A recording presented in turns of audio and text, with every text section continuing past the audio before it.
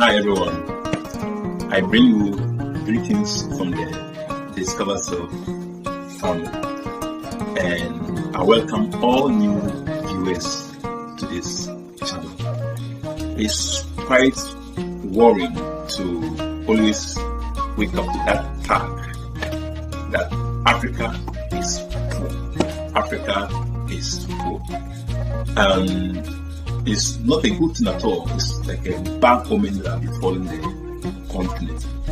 In today's video, I'll be taking you to reasons why Africa is poor. Not only is the continent poor, but its people are poor. A research actually indicates that about 422 million Africans live below the global poverty line, representing more than 70% of the world's poorest people. Not only that, about 377 million Africans live less than $2 a day. Quite sad, huh? So I'll be unveiling to you some of the reasons why Africans are poor. But don't forget, the list is not exhaustive. It's just some of the reasons why Africans are poor. To know the details, make sure you stick and stay around. I'll see you pretty soon. See you.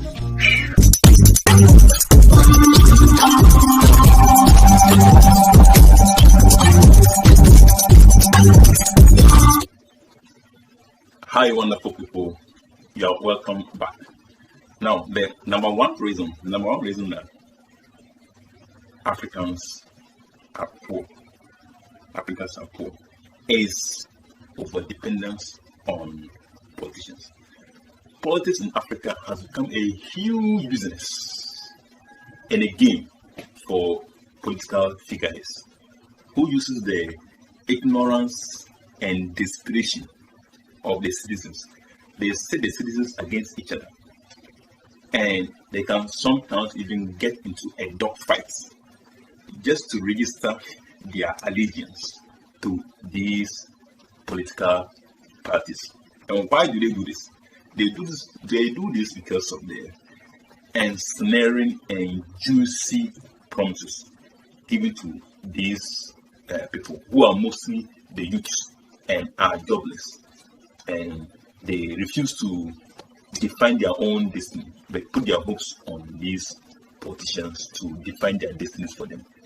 These political figures and political gaffers, they use these youths with a lot of energy who run for and work for them. And when they win power, they damn them because they are tools they use. They use them as tools just to meet their parochial interests, their greed and selfish ends. And after that, they are being dumped. And they now tend to blame them for their problems. Most Africans depend on the politicians to solve their problem for them, to offer them job, offer them good living condition. They see the politician as Father Christmas, who should virtually do everything for them. They put all their hopes in the politician. They don't mind going to line up at the house of the politician just to greet him, to meet him and greet him and get favors from these politicians. But they refuse to understand that the politician takes salary. They don't have machines that cut money. They take monthly salary. And they have this barrage of people all lined up waiting to get favors from them. And it sometimes tempts these politicians into stealing public funds so that they can meet the needs of these people that line up at their house, so that they can keep them in power forever. They can keep them in power to keep on enjoying power. And this, in a way, sucks Africa into poverty indirectly, because funds that have been used for development are being siphoned and used to pay for weddings, because sometimes they can go to a politician to get assistance to organize a wedding. Someone can go to a politician to ask for assistance to organize a wedding, to pay for his funeral expenses, to pay for school fees.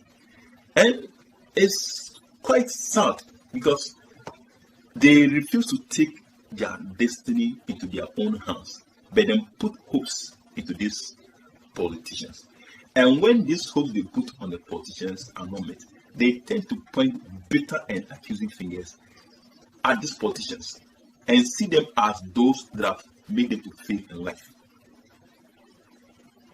It's quite sad because when this becomes the case, they become less ambitious and lazy because they see the politicians are the only person who should help them in life, who should open the gate, the door of success to their lives, and not they themselves defining their destinies and then identify their potentials. And at the end of the day, the politician is the one that's blamed for not assisting them, for not helping them. And then they give up in frustration and despair in life, and eventually become content with who they are in life forever. And they think that the next politician will come and change the situation. And the next politician comes with the same problem, and their problems keep on moving on without being solved. They keep on swimming in poverty and desperation. It's so sad. So sad. The second reason why Africans are poor is postcolonial mentality. Postcolonial mentality. Postcolonial mentality is an internalized and inherent belief that the religious, social, and cultural values of the colonizer are superior to one's own. And this has become a mind poison and has put a lot of Africans into mental slavery. Africa, unlike Asian countries like Malaysia, China, North Korea, Japan, who were also once colonized before, and they are doing well. We have lost our traditions and culture to foreign domination and foreign influence. And it has become something that has set the continent backward. Now, a lot of the youth sees everything of the colonizer to be of perfection. They think that wealth is only found in the West. And to be in Africa, it bless one financial fortunes. And they have that belief that relocating to Europe or America will open up your financial opportunities. They can do whatever it takes to make it to Europe. They can even sell a whole family property, their generational family property, in order to get money to make a sojourn to Europe or America. And they don't even mind passing through unapproved routes. They can pass through unapproved routes, like the desert, through Libya into Italy. These people that takes unapproved routes to make it to Europe can even walk days in the desert without no food, no water, or even if they have food or water, it's just some small food and water. Some even can die at the desert, all just because of making it to Europe.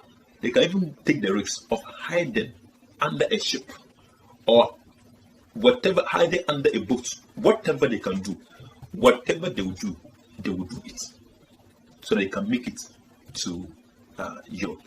Now, when they miss the opportunity of making it to Europe, they throw their hands in despair and give up hope and think that all hope is lost.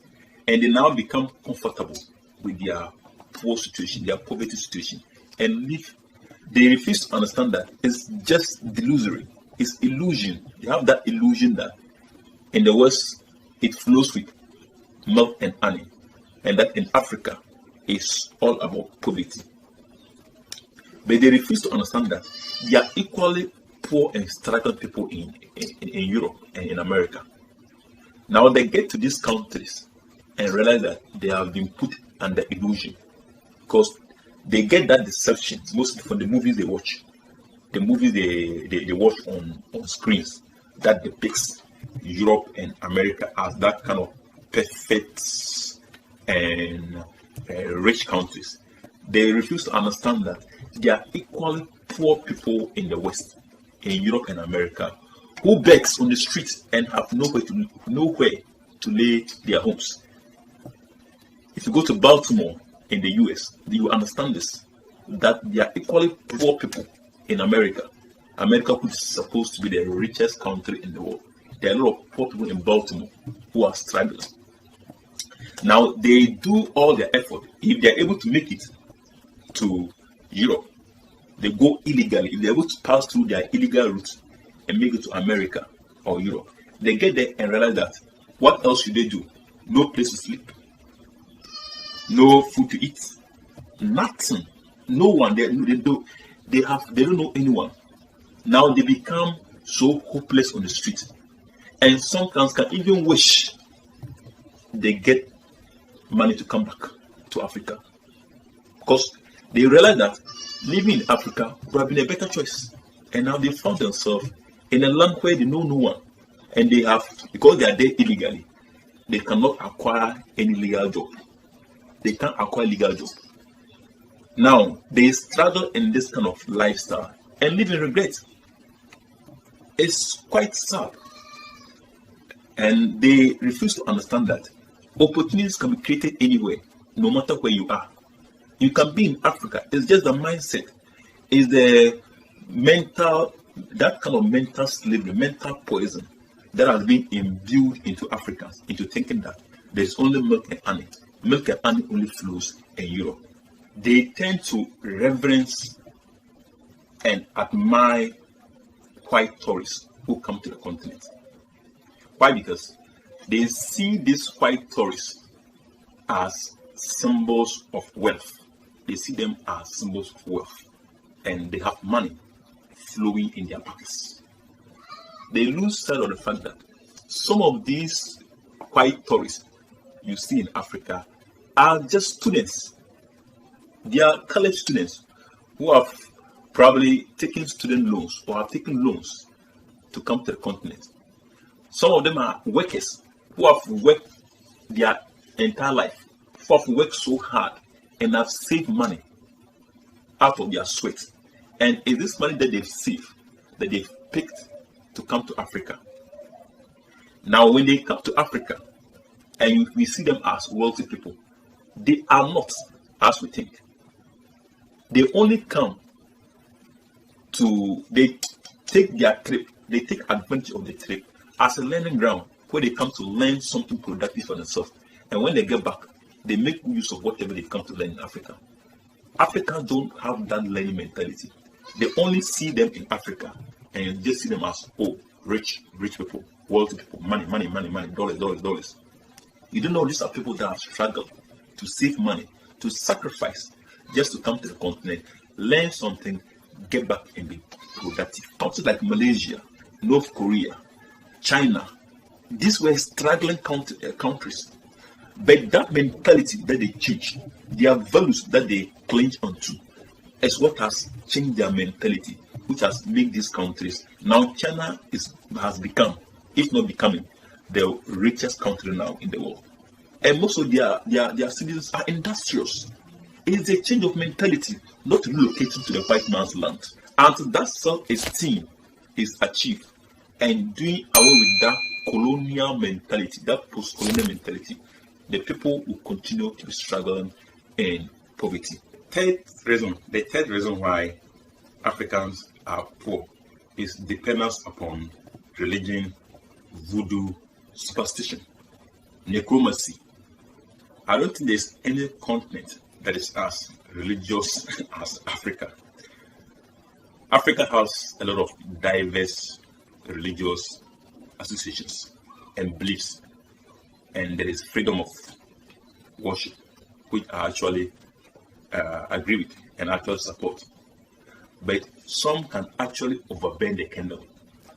Africans put a lot of beliefs and hopes in superstition, black magic powers, voodoo, and necromancy to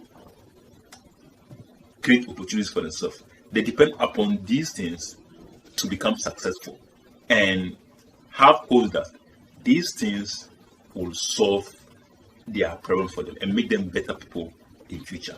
And they don't keep the balance that they need to work and create opportunities for themselves. Some people spend hours, days running from prayer camp to prayer camp, seeking for miracles and solutions to their financial problems and their destiny. And it's quite sad. This has become a breeding ground for most self-stylish, self-acclaimed men of God who have tagged themselves as prophet and prophetess and seeking to help these people, innocent people, and give them financial success and breakthroughs. It has rendered most people to be lazy and they refuse to think. These people seek for an easy way, a shortcut to make it in life. So sometimes some of the things they make them undergo to get the miracles.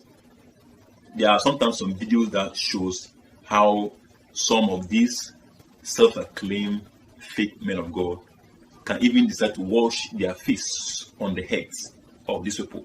They can wash their feet on their bodies so that with the hope that their problems can be solved. What a deception. And they can spend the whole time, every day, they are following these people who have docile their mind. And they've locked their brains, they've locked their mental thinking capability. And it becomes so sad because they cannot think again. They lose that inner drive to think because they have been docile by these people. They spend so many time with them and eventually get disappointed. Their ability to think and create opportunities for themselves is lost. It's lost to this belief that to make it in life, you need to have some kind of luck. You need to believe in some kind of spirit. You need to believe in some kind of necromancy spirit. You need to believe in black magic power that will help you define your destiny. And eventually, when they go through all these things, they get so disappointed and frustrated in life, and they eventually give up. Some still might continue having the hope that one day it shall be war, and it never becomes war. And it's so sad that this kind of mindset is killing Africans. Now the fourth reason why Africans are poor is too much hope in school and job. Africans still believe in the old illusion that education is the key to success. They console themselves with this. It is common to hear people make categorical statement that you are from a poor home. In order to break out of that poverty, you need to go to school and land yourself in a high-paying job so that you can save yourself and your family. And they see this as the only hope. Now, with this mindset orientation, they have that mindset that school plus job equals fat salary is the only way, is the way to get one out of poverty. Now, some of them might think that there's nothing wrong with this. But let's not forget of the fact that the century we live in now understands a different language. The century we live in now do not understand the language that education is the key to success. It understands a different language. Now you have a lot of people that get enrolled into the various universities, colleges, and the courses they go to study there orientate their mind towards acquiring jobs. They are prepared with skills and used as tools to acquire jobs. Now they come out and then those skills they went and learned at school do not understand the language of this century. So they come out and look for jobs that are non-existent because the skills they went and learned are not applicable with the 21st century. Or even if those skills jobs are available, they are only limited to few people because there are growing number of colleges and universities. All the time, colleges and universities are growing, and the population of the people that goes into these colleges and universities do not match up with the available jobs that are available for grabs. Now you find those jobs very competitive, and very few people have access to those jobs. And a whole lot of people, a chunk number of people, are roaming without jobs. They are jobless. This is because They only have the mindset that to make it in life, you need to have a job. You need to own a job. Without job, then they just throw their hands in despair, and they think that that's the end of the world for them. They don't think that they can create something new. They can create a job for them. They can create a company. They can create a business. They can take their destiny into their own hands. School has tied their hands to their back and then giving them what they are supposed to, giving them tools, giving them skills so they can use those skills to work. Now these skills are not applicable. They can't have any job and they struggle. The continent has a lot of book-long professors, who can invent or create anything new. For all they know is to use their hands that have been created as tools to work in jobs. And these are what they are teaching students at the various universities and colleges to come out and look for jobs, which are non-existent. Quite sad. Document report by the World Bank indicates that out of the 28 poorest countries, 27 are in sub-Saharan Africa with poverty rate above 30%. That is quite sad, quite sad. Now, the fifth reason why Africans are poor and have decided to accept their poverty is inferiority complex. In Africa, seeing a rich person, a rich and wealthy person, what comes to mind is that, oh, he's from a rich home. Oh, he probably has gone for money rituals. He is from a privileged home, or he's lucky. These are some of the reasons people postulate and assign to people who are wealthy. They seem being wealthy and successful not to be that possible. They seem to be so difficult that someone they've grown up with in the same peasantry lifestyle should become wealthy and look different from them. So the moment they see a wealthy and rich person, then they begin to assign excuses. They begin to give reasons. They begin to bring a lot of conspiracy. They begin to label a lot of conspiracy theories on such a person. They see it with a reserve for certain special people that even sometimes think should not be Africans. The more you work out of dent of hard work and you become successful and wealthy, they begin to assign and design, postulate conspiracy theories and label them against you because they think that being wealthy and successful is not possible. And they have that inferiority complex that poverty is what is theirs and living a low standard life is what belongs to them, is what is theirs, and don't see the need to think bigger and achieve greatness. It is funny to sometimes hear some of the reasons they assign to people that are wealthy. Oh, he has used his manhood for money ritual. He has used his mother for money ritual. He has used his son for money ritual. He has done that and that for money ritual. They live with the pathetic consolation that cut your coat according to your size. That desire to be successful and wealthy is quenched, and poverty is embraced, and they live all their lives pitying themselves. They reverence and idolize rich people and put them on high pedestal and do not see themselves capable of matching up to them. They fear them and see them to be special people. It's even worse at the more rural areas, where when you see a group of young people sitting together, their conversation is less on how to be wealthy, but more on peasantry way of lifestyle and gossip. All their chit chat is just about gossip and talking about things that do not matter, talking about politics that do not offer any help, and they just talk about things that are less ambitious because they embrace who they are and they think it's okay and they are comfortable with that kind of lifestyle. Now, the fifth reason why Africans are poor is that mentality that rich and wealthy people are evil. Africans have that conventional belief that most wealthy and rich people are evil.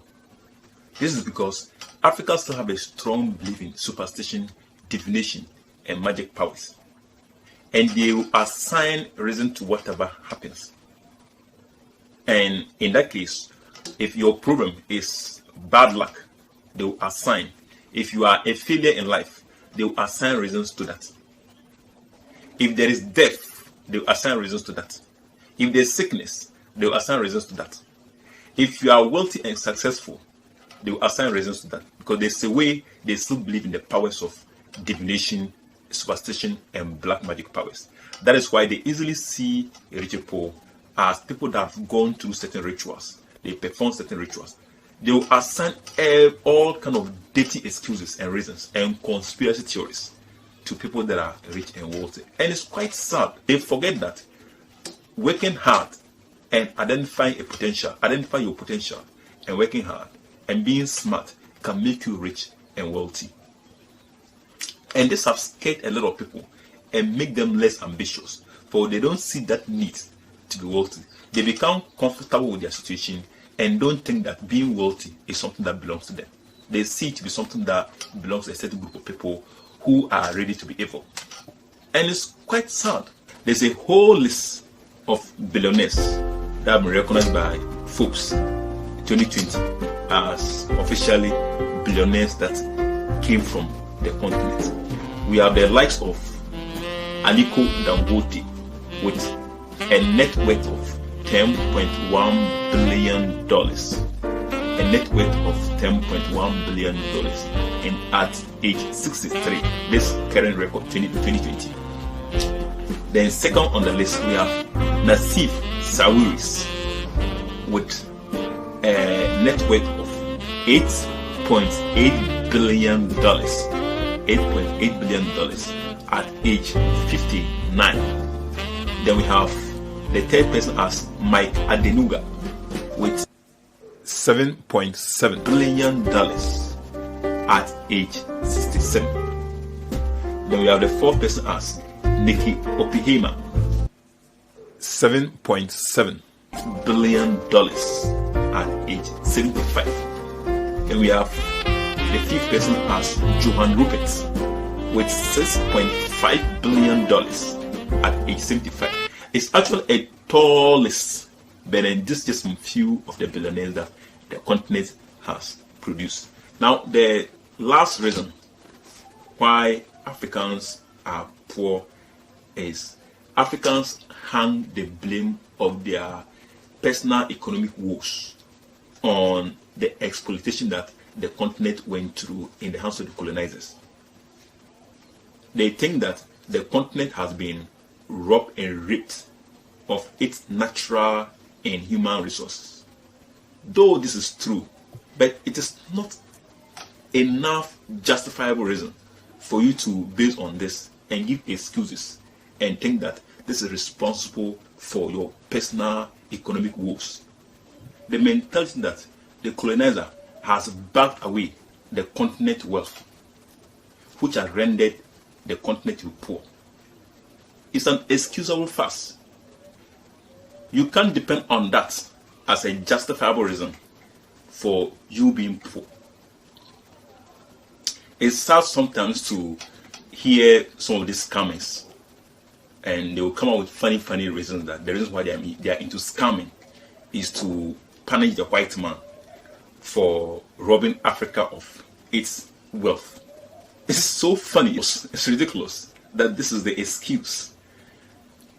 If you look at some of these countries that were even colonized before, it's not only Africa that was colonized.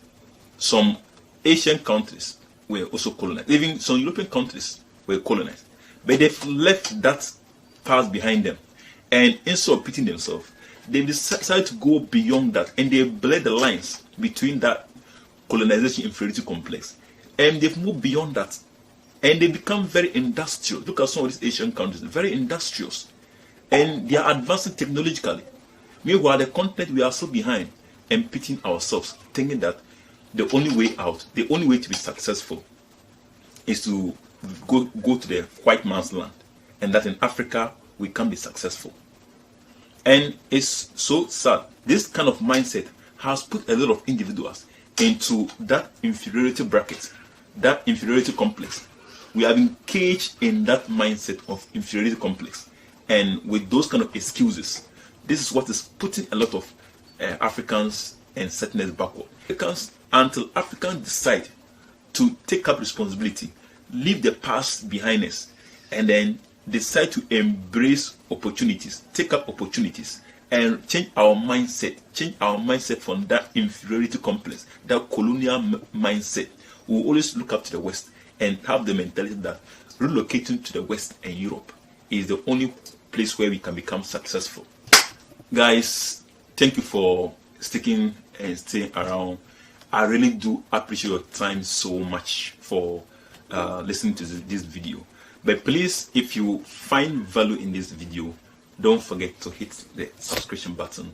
You will do me a lot of good, so that I'll be able to be encouraged to bring you more videos on similar topics like this. Also, like the video for me. I'll really appreciate that. Thank you so much. See you again next time in my other videos. I'll see you again. Bye bye.